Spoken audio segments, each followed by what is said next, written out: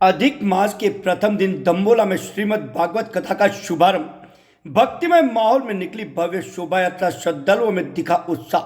दम्बोला ग्राम में अधिक मास के प्रथम दिन रविवार को धार्मिक उल्लास, भक्ति और आध्यात्मिक वातावरण के बीच श्रीमद् भागवत कथा का भव्य शुभारंभ हुआ।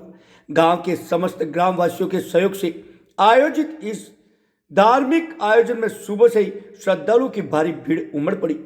भक्ति गीतों, जय घोषों और धार्मिक अनुष्ठानों से पूरा गांव भक्तिमय रंग में रंगा नजर आया।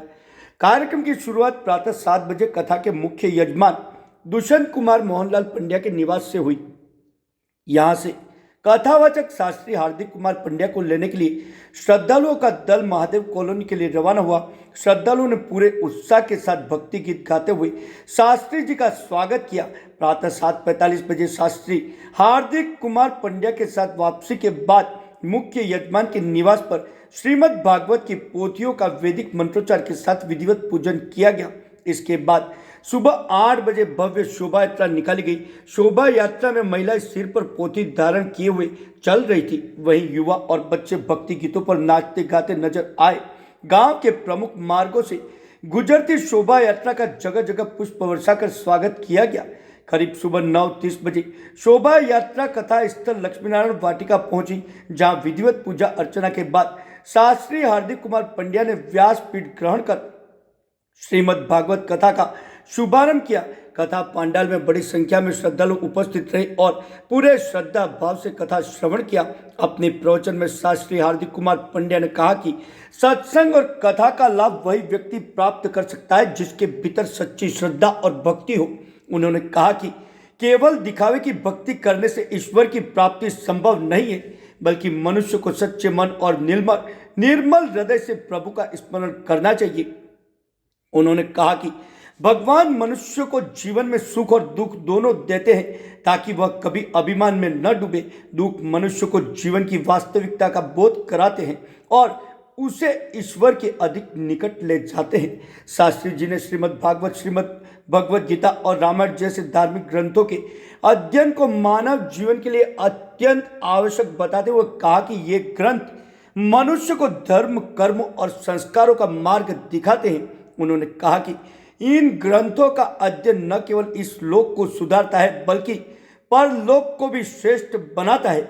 अधिक मास के महत्व पर प्रकाश डालते हुए शास्त्री जी ने बताया कि इसे मल मास, पुरुषोत्तम मास, कृष्ण वल्लभ और अधिक मास जैसे नामों से जाना जाता है। उन्होंने कहा कि इस माह में किए गए जप, तप, दान, यज्ञ और धार्मिक अनुष्ठान का फल सामान्य दिनों की तुलना में 100 गुना अधिक प्राप्त होता है। उन्होंने कथा में बताया कि प्राचीन समय में अधिक मास का कोई अधिष्ठाता देवता नहीं था, जिसके कारण इसे मल मास कहा जाता था। बाद में भगवान पुरुषोत्तम ने इस मास को अपना नाम देकर इसे विशेष महत्व प्रदान किया और वरदान दिया कि इस माह में की गई भक्ति और पुण्य कर्मों का फल 100 गुना मिलेगा। इसी कारण अधिक मास में धार्मिक आयोजनों, कथा, भजन, कीर्तन और पूजा पाठ का विशेष महत्व माना जाता है। कथा आयोजन के प्रथम दिन गांव में धार्मिक उत्साह का वातावरण देखने को मिला। श्रद्धालुओं ने कथा स्थल पर पहुंचकर धर्म लाभ लिया तथा आयोजन की व्यवस्थाओं में भी बढ़ चढ़कर सहयोग किया। आयोजकों ने बताया कि कथा आगामी दिनों तक विभिन्न धार्मिक प्रसंगों और भक्ति कार्यक्रमों के साथ जारी रहेगी। धर्मो हि तेषाम् अधिको विशेषो धर्मेण हीना पशुभिः समाना। आहार, निंद्रा, भय અને મૈથુન આ તો પ્રાણીઓ પણ કરે છે। તો પ્રાણીઓ અને આપણામાં શું ભેદ છે? તો કહેવાય છે ધર્મ। કેવો ધર્મ?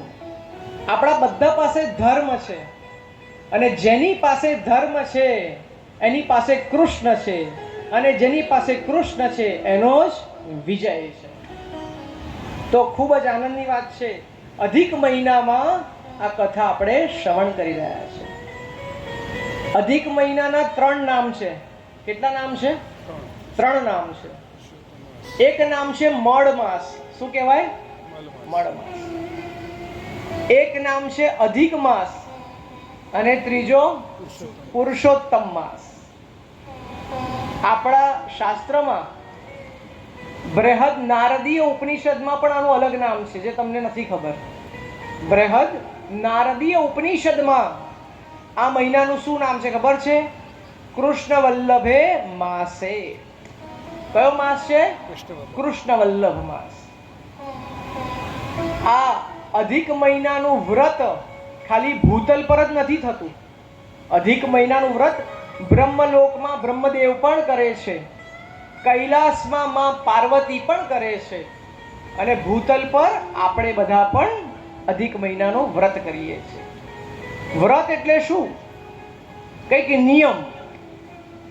આપણે 12 મહિનામાં કંઈનું કંઈ કરતા હોઈએ છીએ, પરંતુ એક મહિનો પુરુષોત્તમ ભગવાનનો છે, તેમાં નિયમથી ચાલીએ તો પ્રભુ પ્રસન્ન થશે. કેવા નિયમથી બોલો? તો એના પણ નિયમ છે. એકવાર કૈલાસ પર્વત પર માં પાર્વતીએ શિવજીને કીધું કે પુરુષોત્તમ મહિનો આવે છે અને હે મહાદેવજી, મારે પણ કંઈ દાન પુણ્ય કરવું છે, તો હું શું કરી શકું? તો કહેવાય છે શિવજીએ બહુ સરસ જવાબ આપ્યો. આ બૃહદ નારદી ઉપનિષદમાં આ કથા છે. શિવજીએ શું જવાબ આપ્યો ખબર છે? શિવજીએ કીધું, દેવી, પૂર્ણ શ્રદ્ધાથી, પૂર્ણ ભક્તિથી તમે પુરુષોત્તમ ભગવાનનું વ્રત કરો. બસ આ શ્રદ્ધા અને ભક્તિ જ આપો, બીજું બધું ભગવાન સ્વીકારી લેશે. એમાં કોઈ કરકસર કરતા નહીં. સારી રીતે, સાચી રીતે આ પુરુષોત્તમ મહિનાનું વ્રત કરો. બસ એ જ દાન છે, એ જ તપ છે અને એ જ ફળ છે. તો આવી રીતે એવું કહેવાય છે કે મનુષ્ય જીવન આપણને મળ્યું છે, ફળો બચે છે, બરાબર, એમાં આપણે અધિક લઈએ છીએ. આ ભારતમાં અધિકનું કેમ મહત્વ છે? 3 વર્ષમાં તો એવું કહેવાય છે કે અધિકનું મહત્વ એટલા માટે છે કે આ અધિક એ મળ માસ નથી, પરંતુ પુરુષોત્તમનો માસ છે. એટલું યાદ રાખજો. જ્યારે આ માસનો જન્મ થયો તો કોઈ દેવતા હતો નહીં. આપણા દરેકના અલગ અલગ દેવતાઓ હોય છે, દરેકના. યાદ રાખજો, દરેકના દેવતા. ભાઈ, મારા ઈષ્ટદેવ કોણ? તો કે એકલિંગજી દાદા. મારી કુળદેવી કોણ? તો કે કાત્યાયની દેવી. બરાબર. આ કુળ દેવતા, કુળદેવી. તમારા ગામમાં લગ્ન પ્રસંગ હોય તો ભાવેશભાઈ ઉકરડી તેડે છે. તેડે છે ને? કેમ તેડે છે? એ ઉકરસ્થના પણ દેવ હોય છે. ગામના પણ 4 રસ્તે નવચંડી હોય તો આપણે કોડું કાપીએ છીએ ને, તો એ 4 રસ્તાના પણ દેવતા હોય છે. ચલો તમને જગાડી દઉં, બહુ થાક્યા છો ને. હું અધૂરું વાક્ય બોલીશ, તમારે પૂરું કરવાનું, બરાબર? આપણી દરેક તિથિ, દરેક વાર, દરેક નક્ષત્ર, દરેક યોગ, દરેક કરણ, દરેક પલ, દરેક ઘટી, આ બધાના દેવતાઓ આપેલા છે. હું બોલીશ, મોટેથી મારું વાક્ય પૂરું કરવાનું, બરાબર? કરશો ને બધા? જો કોઈ હા કહે છે, દિનેશભાઈ થાકી ગયા છે, કરશો ને બધા? થોડો 10 જણનો આવ્યો. આપણી સૌથી પહેલી તિથિ કઈ? એકમ, બરાબર ને? પછી બેસતું વર્ષ શું આવે? બેસતું. આજથી તને અધિક નહીં, મળ નહીં, પરંતુ પુરુષોત્તમ માસ તરીકે બધા ઓળખશે અને એટલા ધાર્મિક કાર્યો થશે એમાં કે બધા જોતા રહી જશે. આ ઠાકોરજીએ પોતાને અપનાવ્યો છે, માટે આ ઠાકોરજીનો માસ કહેવાય છે, પુરુષોત્તમ માસ. અને એવા પવિત્ર પુરુષોત્તમ માસમાં પછી ભાગવતની જ્ઞાન ગંગા. અને બોલો, બધાના મોડા ઠાકોરજીએ બંધ કરી દીધા. અને એ અધિક, એ મળ માસને આજે આપણે પુરુષોત્તમ માસ તરીકે ઓળખીએ છીએ. તો આ પુરુષોત્તમ માસમાં 1 માળા કરો તો કેટલું ફળ પ્રાપ્ત થાય? 1 માળા કરો તો કેટલું ફળ પ્રાપ્ત થાય તમને? 100 માળા. 1 યજ્ઞ કરો, પુરુષોત્તમ યજ્ઞ, તો 100 યજ્ઞનું ફળ પ્રાપ્ત થાય. તો અત્યારે આપણા ગામમાં 100 કથાઓ થઈ રહી છે. એવો માહોલ હોવો જોઈએ, એવો ઉત્સાહ હોવો જોઈએ, એવું મનન હોવું જોઈએ. તો આપણે બધા ભાગ્યશાળી છીએ.